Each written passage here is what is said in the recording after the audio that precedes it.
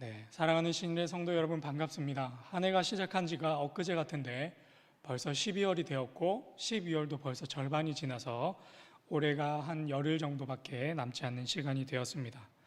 올 한 해 다사다난 굴곡진 한 해를 보내신 분들도 여기에 계실 것이고 아주 평탄하고 순적한 길을 걸어오신 분들도 있을 텐데 이랬든 저랬든 간에 오늘 여기에 우리가 모여 있을 수 있는 이유는 모든 것이 하나님의 은혜인 줄로 믿습니다.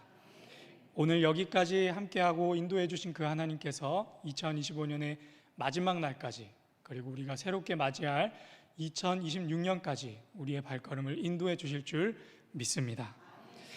제 이야기를 하면서 이야기를 시작하려고 합니다. 때는 바야흐로 2020년 5월 1일이 되겠습니다. 무슨 날이게요? 알면 큰일 나겠죠? 네, 2020년 5월 1일 덥지도 춥지도 않은 딱 적당한 날씨에 잠실 나루역 근처에서 제가 누군가를 기다리고 있었습니다. 누구를 기다리고 있었게요? 네, 바로 그레이스라고 하는 한 여인을 그 여인과의 첫 만남을 기다리고 있었습니다. 아는 형님에게 소개를 받아서 약속을 잡고 약속 시간보다 저는 조금 더 일찍 한 30분 일찍 그게 매너라고 배워가지고 30분 일찍 장소에 도착을 했습니다. 그리고 하염없이 그 여인을 기다리고 있었는데 그렇게 기다린 이유는 만나기 전에 사진 한 장도 건네받지 못하고 전화통화 한 통화만 하고 그렇게 만나게 되었기 때문입니다. 그래서 제가 30분 먼저 도착해서 이리저리 왔다 갔다 하는 그 나이대 되는 여성들을 바라볼 때 저 사람인가? 설레기도 하고 저 사람은 제발 아니었으면 좋겠다. 네, 그런 아주 설렘과 절망이 반복되는 한 30분여의 여간의 시간을 보냈습니다. 그런데 약속한 시간이 되었는데도 만나기로 한 그 여인이 눈앞에 등장하지 않았습니다. 알고 봤더니 이제는 제 아내가 되었던 그 여인이 약속 시간을 잘못 알고 1시간 늦게 준비하고 나오고 있었던 탓입니다. 그래서 제가 그것을 확인한 순간 그냥 집에 갈까? 이런 생각을 했더랬습니다. 지금 생각해보면 누군가를 처음 만난다라고 하는 것이 참 어색했고 뭔가 이제 그런 어색함 때문에 도망치고 싶은 마음이 저에게 있어서 그런 생각이 들지 않았을까 하는 생각을 해봅니다.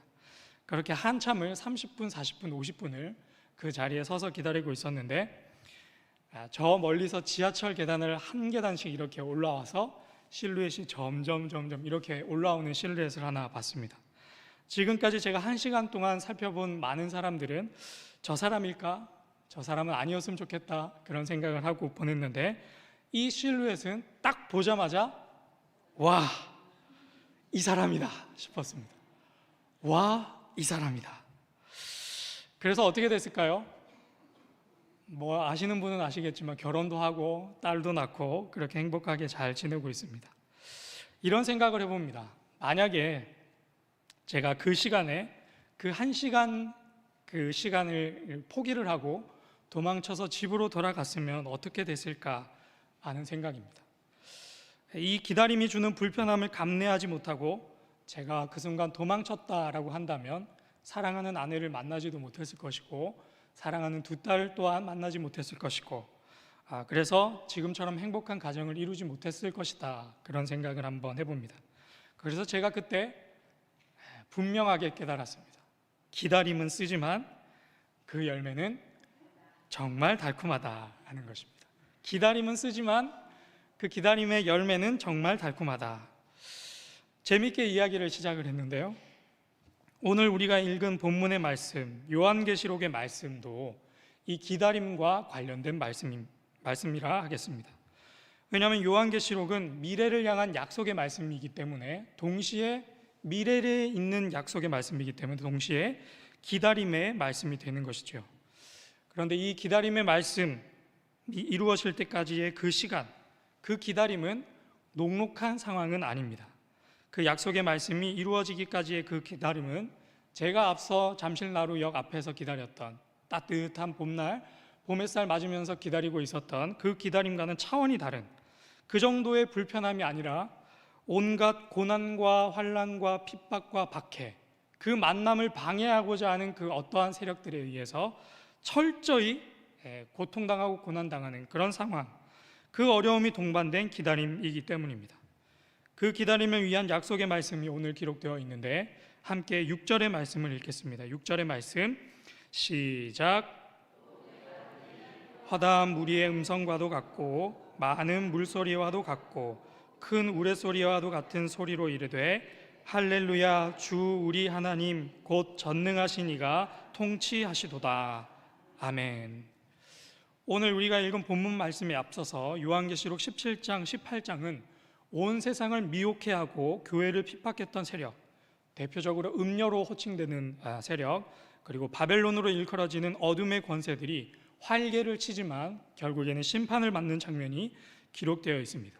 그리고 오늘 우리가 읽은 19장에 이르러서 할렐루야 하는 찬양이 울려 퍼지게 됩니다.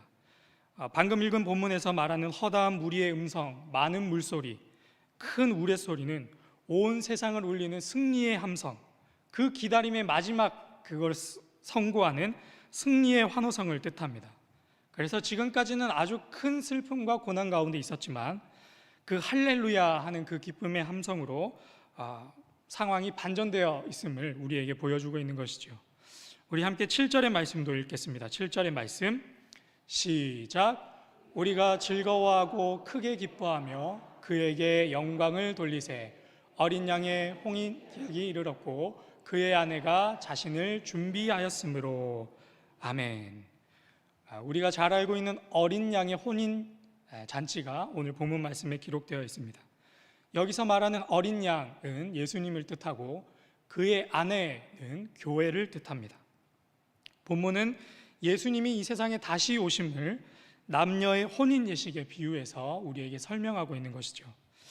여기서 우리는 요한계시록이 말하고 있는, 요한계시록을 쓴 사도 요한이 말하고 있는 결혼 예식은 어떤 형식과 절차를 갖추고 있는가 하는 것을 살펴볼 필요가 있습니다. 다들 결혼식 한 번쯤은 가보셨죠? 네, 한 번쯤은 해보셨을 것이고 한 번쯤은 가보셨으리라 생각합니다. 보통 우리가 하는 결혼식은 신랑이 먼저 와서 신부를 기다립니다. 그런데 유대 전통에서의 결혼식은 그와 정반대입니다. 유대 전통에서의 결혼 예식은 신부가 기다리고 신랑이 신부를 찾아옵니다. 정리하자면 신랑은 신부를 찾아가고 신부는 신랑을 기다리는 역할을 합니다. 그런데 이 신부가 신랑을 기다리는 이 기다림, 신부가 신랑을 기다리는 이 기다림은 우리네 결혼식처럼 결혼식장 저 끝에서 여기 앞에까지 오는 정도의 그런 짧은 순간의 기다림이 아닙니다. 뭐 짧다고 하면 짧을 수는 있겠지만 아주 긴 시간의 기다림이 그 신부에게 주어집니다. 그 기간은 약 1년입니다. 얼마라고요? 1년. 1년이 아니라 약 1년입니다. 1년이면 참 좋겠다 그런 생각이 드는데 1년이 아니라 약 1년. 약 1년이라는 뜻은 그 기간이 분명히 정해져 있다는 뜻인가요? 아니면 정해져 있지 않다는 뜻인가요? 그게 뭔가 있기는 있는데 정확하게 그렇게 오는 것은 아니고 그저 대강 그쯤 오실 것이다 하고 할 수 있는, 짐작할 수 있는 정도의 기간입니다. 유대 전통의 결혼 예식은 이렇습니다. 먼저 신랑이 신부 아버지를 찾아가서 결혼 지참금에 대한 협상 그리고 그 값을 지불합니다. 그러고 나서 바로 결혼을 하느냐? 그렇지 않고 신부의 집에서 7일간 잔치를 벌입니다. 잔치가 끝나고 나서 결혼을 하느냐? 그렇지 않고 신랑이 신부에게 청혼을 합니다. 그래서 신부가 그 청혼을 받아들일지 말지를 결정을 합니다. 그러고 나서 결혼을 하느냐? 그렇게 하지 않고 이제 신랑은 그 청혼의 승낙을 받고 나서 어디로 가는가 하면 자신이 원래 살고 있던 집, 아버지의 집으로 돌아갑니다. 그래서 아버지의 집에서 약 1년 동안 이제 신부와 함께 지낼 거처를 마련하기 위해서 열심히 일을 하기 시작합니다. 1년이 아니라 약 1년입니다. 그러다 집과 여러 혼인 준비를 다 마치면 이제 신랑의 아버지가 그 아들을 신부의 집에 보냅니다. 아들이 자기 의지를 가지고 가는 것이 아니라 신랑의 아버지가 이쯤 하면 됐네라는 생각이 들어서 신랑을 보내는 것이죠. 그래서 예수님께서는 마태복음에서 이렇게 말씀하셨습니다. 마태복음 24장 36절. 그러나 그날과 그때는 아무도 모르나니 하늘의 천사들도 아들도 모르고 오직 누구만 아신다고요? 아버지만 아시느니라. 예수님은 전지전능하신데 왜 이런 말씀을 하셨을까에 대한 의문이 풀리죠.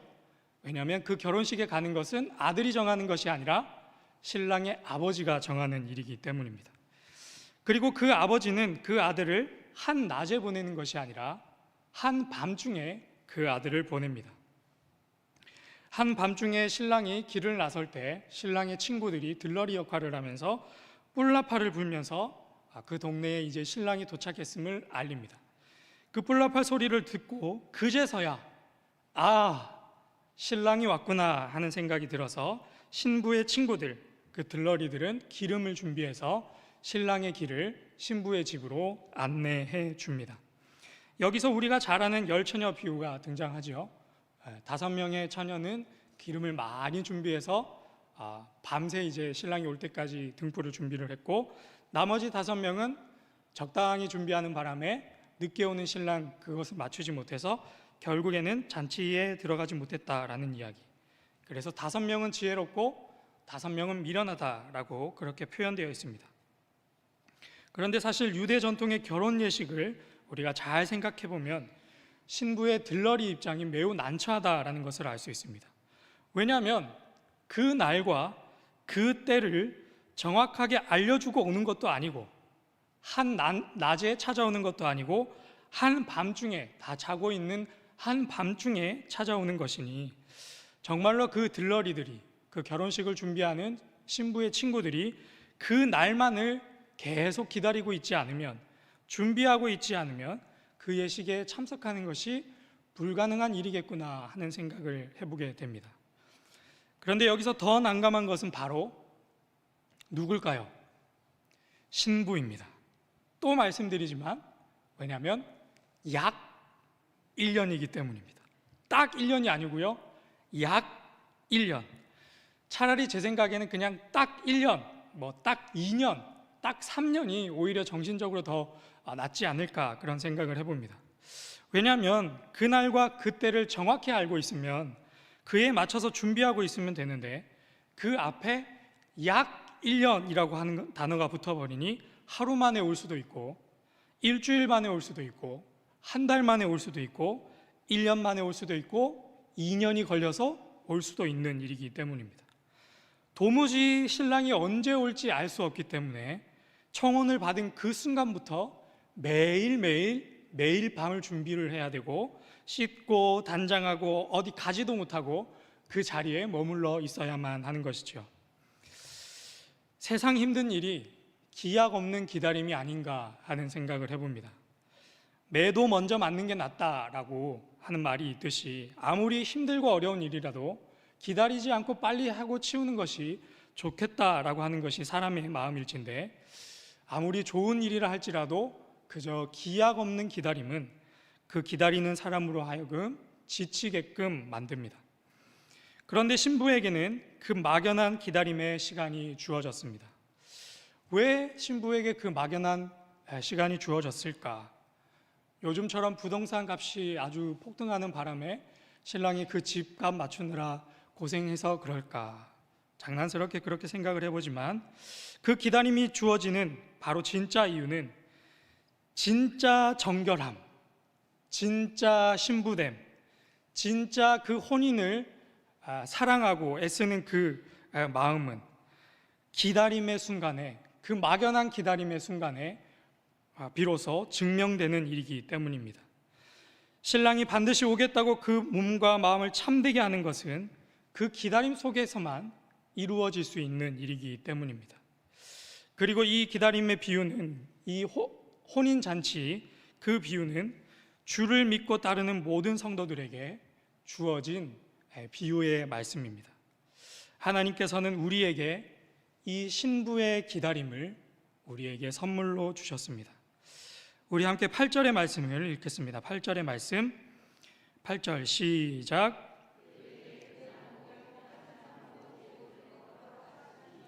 이 세마포 옷은 성도들의 옳은 행실이로다. 아멘. 다시 오실 예수님의 신부가 되는 교회의 성도가 되신 여러분, 우리가 이 기다림의 절기 가운데, 다시 오실 예수님을 기다리는 이 절기 가운데 무엇을 준비해야 하겠습니까? 8절 말씀에 의하면 옳은 행실입니다. 곧 다시 오겠다는 신랑의 그 한마디 말만 붙잡고 그저 하루하루를 막연하게 감당하면서 신부가 그 정결함을 지키듯이 여기에 있는 우리 모두도 우리 주님 오실 그날이 언제일지는 모르지만 주님 곧 오시겠다 말씀하셨기 때문에 그 신부처럼 주님 다시 오심을 정결하게 지켜나가야 될 줄로 믿습니다. 주님 오실 그날까지 때때로 시간의 흐름이 우리의 마음을 요동케 한다 할지라도, 때때로 세월의 풍파가 우리의 신앙을 침몰시키려 한다 할지라도 끝까지 순결함을 잃지 않는 우리 모두가 되기를 주님의 이름으로 축복합니다. 한 해를 돌아보면서 개인적으로 참 부끄러운 일이 많았습니다. 아내에게도 그렇고 저희 부모님에게도 그렇고 두 딸에게도, 그리고 교회에서 목사로서도 참 부족하고 어리석은 일들을 많이 했다, 그런 생각이 들었습니다. 그래서 가끔 이런 생각이 듭니다. 내가 남편으로서 설 수 있는 자격이 있는가? 내가 아버지로서 설 수 있는 자격이 있는가? 나는 목사로서 사람들 앞에 그 직분을 감당할 자격이 있는가? 그에 합당한 행실을 드러내고 있는가 하는 질문입니다. 매번 넘어지고 매번 결단하고 그러면서 반복되는 그 일상 속에서 자괴감에 빠져서 그저 세상의 흐름 따라 나도 그냥 세상에게 몸을 맡겨버릴까, 그런 생각도 들기도 합니다. 여러분은 어떠신가요? 한 해를 돌아보면 좋은 일도 많았겠고 선하게 하신 일들도 많았겠지만 저처럼 부끄러운 일들도 하지 않았을까, 그런 생각을 해봅니다. 이제 곧 우리를 찾아오실 예수님 앞에 이 다음에 예수님을 만나면 우리는 어떤 모습으로 서 있어야 할까? 오늘 우리가 읽은 8절 말씀에 은혜의 말씀이 하나 숨겨져 있습니다. 우리 한 번 더 8절의 말씀을 읽겠습니다. 8절 시작.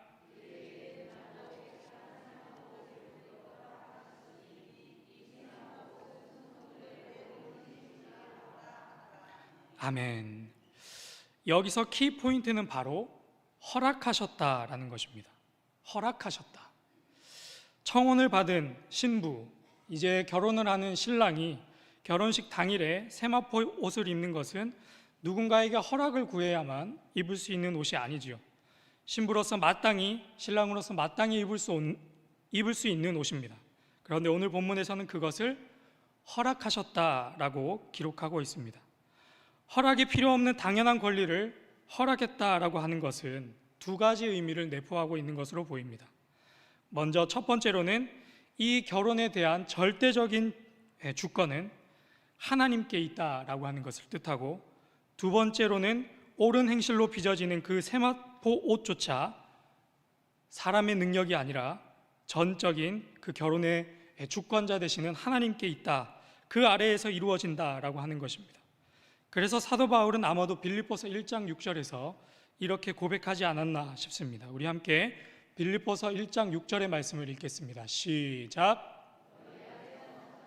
시작하신 이가 그리스도 예수의 날까지 이루실 줄을 우리는 확신하노라. 아멘. 우리에게 청혼하신 신랑 되신 예수님께서 그 예복이 될 그 옷까지 하나님께서 준비하시겠다라는 말씀입니다. 우리 안에 착한 일을 시작하신 분께서 그 착한 일을, 그 선한 일을, 그 옳은 일을 그 마지막 날까지 우리 안에 이루실 것이다 라고 하는 그런 고백이라 하겠습니다.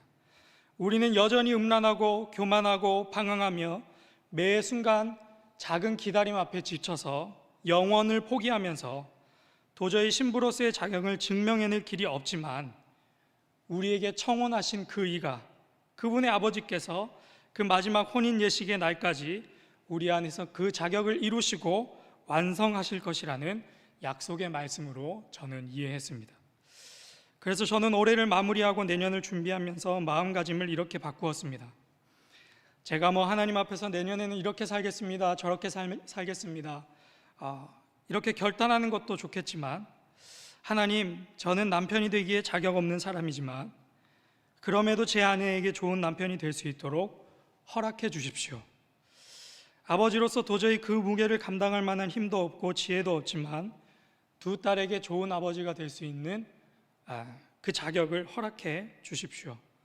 목사라 불리는 것이 부끄럽지만 그럼에도 좋은 목사가 될 수 있도록, 옳은 행실로 하나님을 영화롭게 할 수 있도록 힘을 주시고 지혜를 주시고 사랑을 주시고 믿음을 주시고 나에게 그 정결한 세마포 옷을 허락해 주십시오.